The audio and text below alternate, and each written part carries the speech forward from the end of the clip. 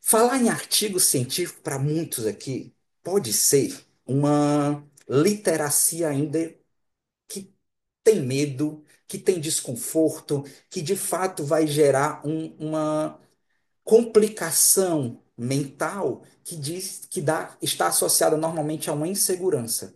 Como começar? Como escrever? Qual é o artigo que eu vou escrever? Qual é a revista que eu vou escrever? Muitos dos meus alunos chegam, professor. Para qual revista eu vou escrever meu artigo? Aí uma pergunta que, de fato, quebra quaisquer dúvidas. Eu pergunto assim: qual a sua pergunta?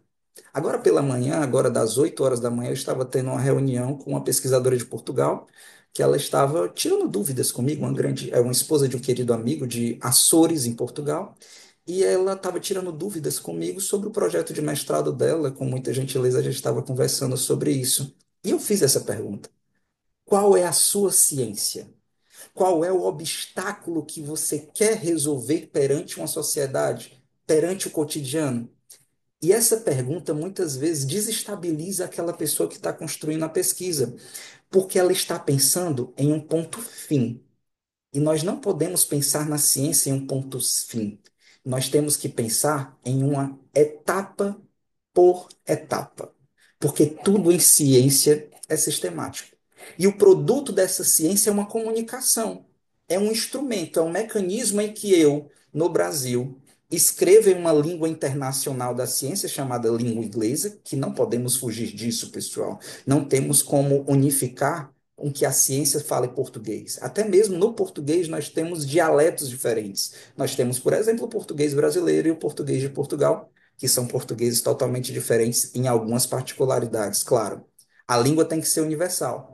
Nós temos que entender que esse documento, esse instrumento de comunicação, de conversa, por favor, anotem isso, de conversa, ele é um instrumento que tem que ser escrito em uma língua oficial, língua inglesa. E esse documento, sim, ele é um documento acadêmico, que ele tem um único objetivo: descrever e relatar.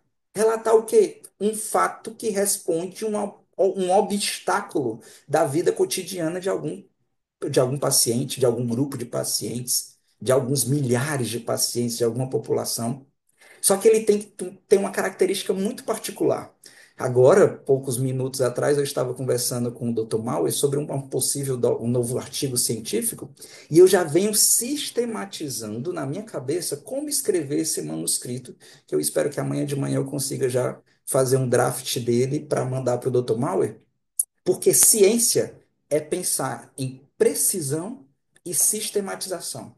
Seja qualquer ele o tipo de artigo, se for uma correspondência, vocês veem que eu gosto muito dessa forma de confronto, de diálogo com a literatura científica, eu gosto muito de cartas ao editor. Mas se você estiver fazendo uma pesquisa experimental, um artigo original, uma revisão de literatura sistemática, integrativa, um relato de caso ou uma simples imagem clínica, você tem que ser sistemático. Sistemático com as informações do paciente e sistemático com as regras da revista que você quer publicar. Porque o objetivo é único: é evidenciar resultados de uma pesquisa científica. E esses resultados, eles têm que ter uma linguagem universal. Eu não posso querer escrever da forma que eu penso. Não. Eu tenho que escrever na forma de que qualquer pessoa que venha ler o meu artigo científico entenda. Por isso que existe a literacia científica. Eu preciso entender e me aprofundar de como deve ser, como deve ocorrer a escrita científica. E, Howard, como é que eu aprendo isso? Lendo. Em quaisquer situações, você só aprende vivenciando. É colocar na sua rotina, de fato, que aquele instrumento é necessário ter constância de leitura e constância de estudos. Às vezes leia um artigo científico não com o objetivo de entender o seu contexto, mas sim como a forma que os autores o escreveram. Leiam as palavras-chave, leiam a estruturação das frases, se elas são longas ou se elas são curtas. Vejam como é que faz as interconexões desses parágrafos nessa metodologia, por exemplo, ou nessa discussão. Essa é a melhor forma de escrita. Podemos passar aqui 48 horas, 72 horas falando de possibilidade de raciocínio, como nós temos muito claramente a regra do funil, a regra dos 4 passos para escrever uma discussão. Quem fez a nossa formação de relato de caso me ouviu falar muito disso, mas às vezes se torna uma balela. Porque você pode ter a regra que for. Se você não tiver vivência científica, de leitura científica, você jamais vai conseguir escrever. Então, eu convido vocês a terem essa vivência de escrita científica a partir de hoje, no nosso GPEC, e tendo o apoio de todos os colegas, que normalmente quem já escreve, e vocês estão ali em contato com pessoas fascinantes. Olhem a história de uns caras que tem no nosso grupo: Humberto de Moraes, Mauer Gonçalves, Miguel Brito, Fátima, Júlio, tantos outros cirurgiões, clínicos, médicos de vasta experiência profissional que podem ajudar vocês. E nós precisamos desses colegas porque sempre um artigo científico ele tem que ter o cunho profissional do especialista. Não queiram escrever sobre aquilo que vocês não dominam, porque provavelmente a resposta vai ser falha. E eu falei isso no GPEC recentemente. Vocês não têm dimensão da responsabilidade de um artigo científico. Esse artigo científico, ele pode estar salvando uma vida, salvando vidas. Ele pode ser um desfecho que você está mostrando como importante, mas que de fato às vezes não é importante porque já tem uma tecnologia mais avançada que às vezes você está tornando retrógrado aquele processo.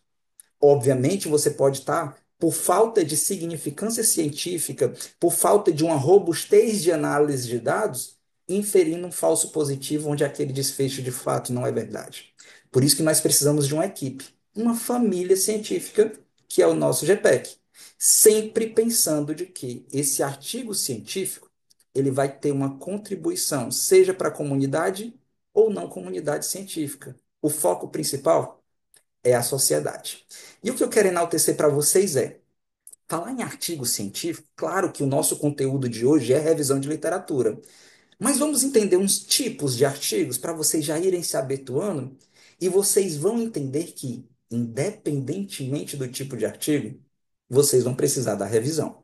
Por isso que revisar a literatura é obrigação para aquele que faz relato de caso, para aquele que faz revisão sistemática, para aquele que faz artigos experimentais, para qualquer pesquisador, para qualquer tipo de manuscrito científico, você vai precisar da revisão de literatura. Olha esse tipo de artigo. Esse foi um artigo que eu publiquei recentemente no Jornal Britânico de Hematologia, uma revista muito conceituada no meu campo de atuação. Eu trabalho com oncohematologia há mais de 14 anos, tá bom? E nós comentamos uma publicação recente dessa revista. Nessa publicação, os autores eles estavam mostrando que a principal característica que define um paciente com esse tipo de doença, neoplasia mielodisplásica, são as mutações.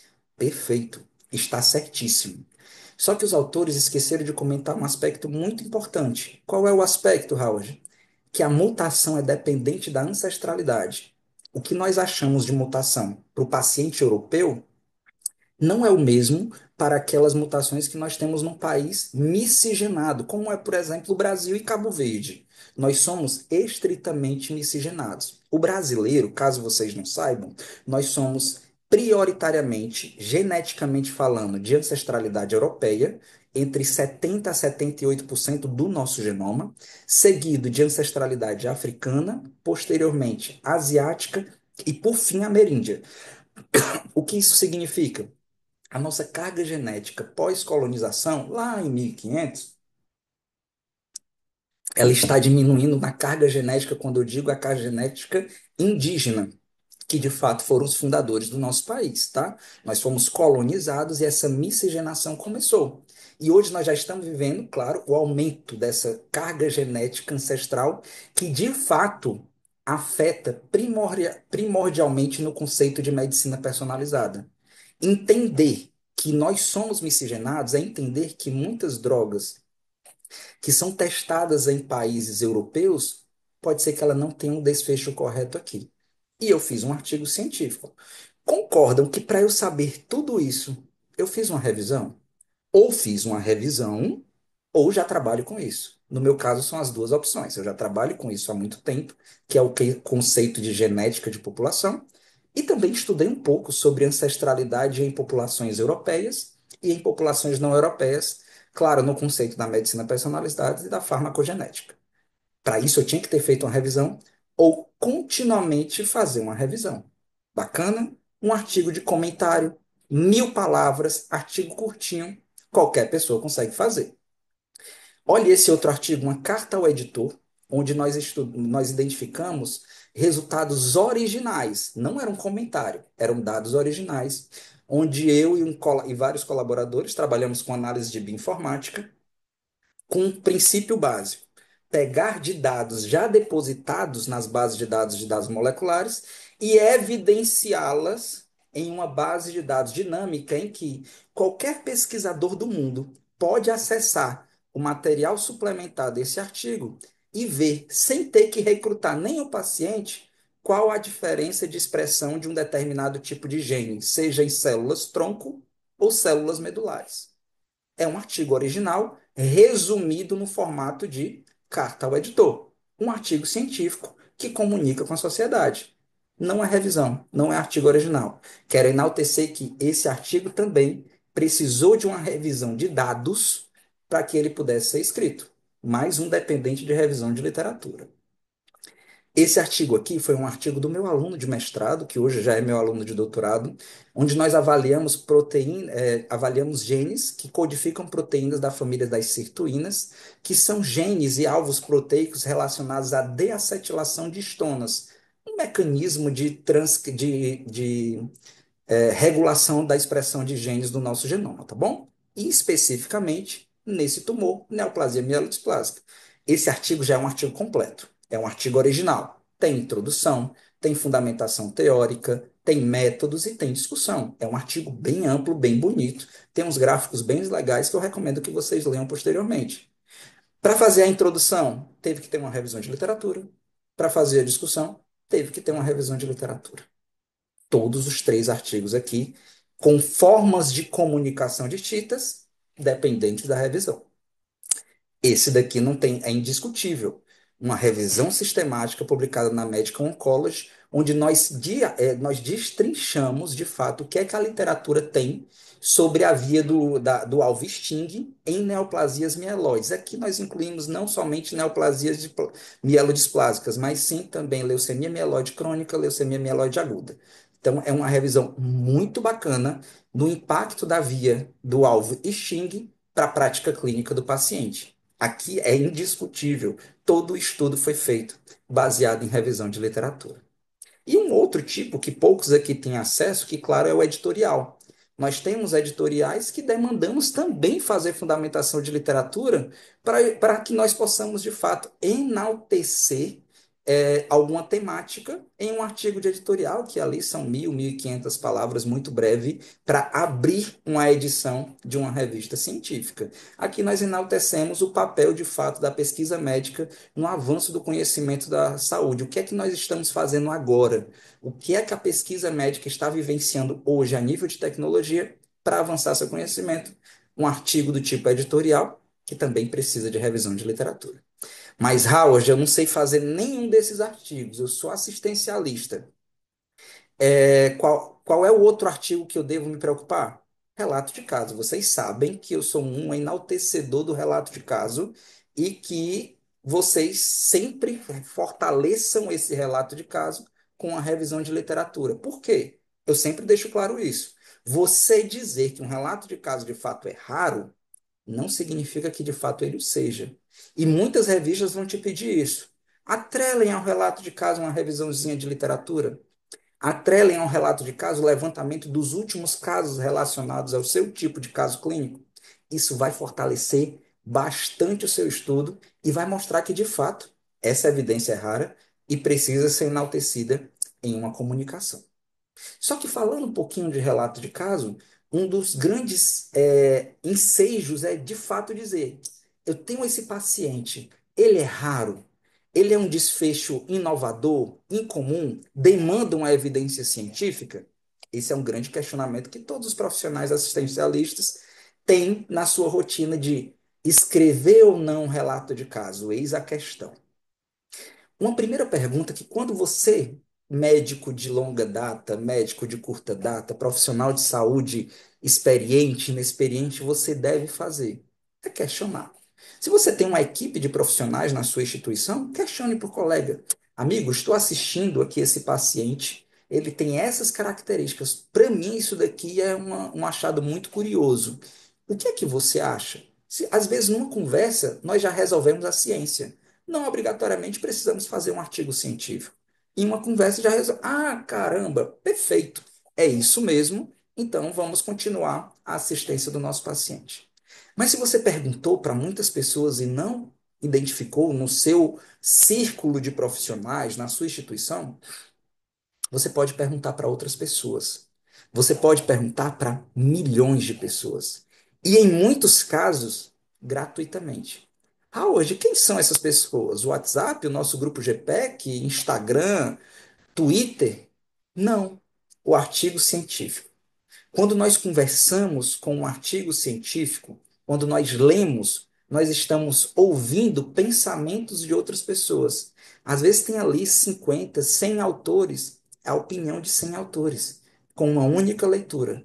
Leia um artigo científico entendendo que tem milhares e milhares de referências ali dentro, de pessoas conversando com você, te dando a cereja do bolo para você compreender o seu achado.